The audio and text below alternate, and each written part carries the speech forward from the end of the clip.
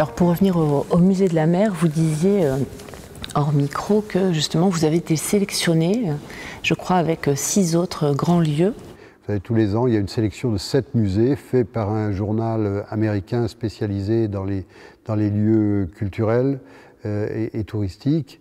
Et nous faisons partie des 7 nouveaux musées au monde choisis par cette revue, voilà, en compagnie du musée du Bauhaus d'Allemagne, d'un musée allemand, d'un musée japonais et de 3 musées américains, un new-yorkais, un de Los Angeles et un du Texas, je crois. Donc nous sommes le seul musée français. Donc c'est plutôt, oui, ça fait plutôt plaisir. Ça démarre vraiment bien. Ça démarre bien, sachant qu'il y a quand même des centaines de musées qui se créent chaque année dans le monde. Hein, voilà. Et là, c'est une forme de sélection, de classement mondial. Donc oui. C'est plutôt formidable, on va dire. C'est plutôt formidable. Alors vous attendez combien de visiteurs Bon, vous savez, je me garde bien de faire ce genre de diagnostic. Aujourd'hui, bon, là, c'est vrai que nous avons quand même un succès soutenu, même si pour l'instant le quartier est encore en travaux. Ou, comme vous avez pu vous en rendre compte, la dalle portuaire devant n'est pas aménagée. Donc il y a un certain nombre de choses. Puis mais bon, nous sommes en augmentation semaine après semaine et ça se passe bien. Ça nous permet aussi de nous rôder et d'essayer de faire les choses le mieux possible. Alors on a pu voir justement que dans ce musée il y a un parcours chronothématique. Et au premier étage, justement, il y a un véhicule, un bateau F1, qui est un bateau, on pourrait dire à grande vitesse, hein, un bateau qui fait très très moderne. Hein, quand on voit les pirogues au rez-de-chaussée ou le bateau Lune, il y a un contraste énorme. Oui. On est vraiment dans la modernité. Vous êtes, je crois, passionné justement par les automobiles, par la vitesse, par les moteurs. Est-ce qu'on pourrait dire ça ? Oui, la voile, bien sûr, et puis les moteurs, c'est un peu moins écologique, mais bon, ça a été toujours une passion pour moi. J'ai fait beaucoup de compétitions automobiles, c'est ce qui m'a un peu d'ailleurs, ce qui m'a un peu, à un moment donné, séparé des bateaux et de la course avec des bateaux. Donc oui, j'ai vraiment eu cette passion, que j'ai toujours d'ailleurs, pour ne rien cacher. Et il m'arrive toujours de faire de la compétition automobile. Voilà. Et c'est un grand plaisir aussi. Ça fait partie aussi, quelquefois, du patrimoine. Hein.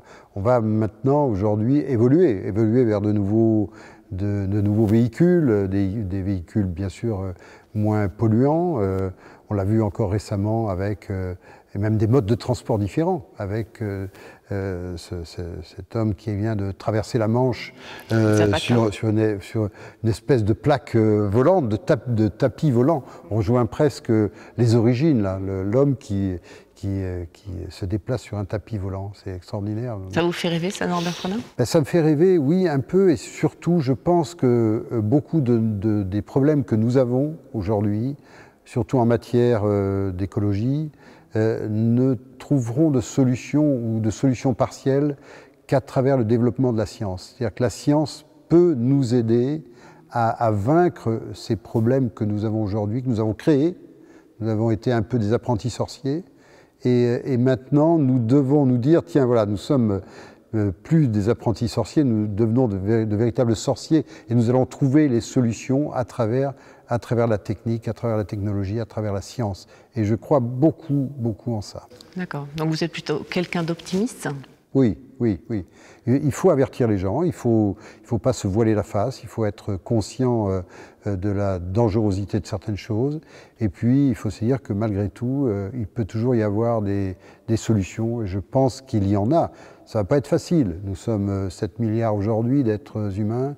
Nous serons 10 milliards dans quelques années ou menues décennies.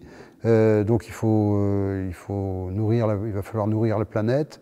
On va être de plus en plus à produire aussi des choses qui ne vont pas être bonnes pour la planète. Donc essayons de faire ça. Je dis souvent ça, le moteur électrique, la première voiture qui a franchi le cap des 100 km/h et qui s'appelait la Jamais Contente. C'était un Belge qui s'appelait Genadzi qui avait construit cette voiture. En 1905, elle était électrique. Et puis, les voitures électriques sont passées à la trappe parce qu'on a découvert le pétrole, les moyens. Enfin, on s'est dit, c'est plus simple de faire des moteurs à explosion. Voilà. On a peut-être perdu un siècle d'évolution. C'était un premier brouillon. Aujourd'hui, on a à nouveau des brouillons, on a des bateaux, un bateau en particulier que je connais bien puisque je suis monté à son bord, qui navigue à l'hydrogène, qui fabrique son hydrogène, bon, qui est encore au stade expérimental, mais tout ça maintenant, avec les produits de la technologie, peut évoluer et on peut trouver de nouveaux moyens de déplacement, de nouveaux moyens de consommation, etc. Voilà.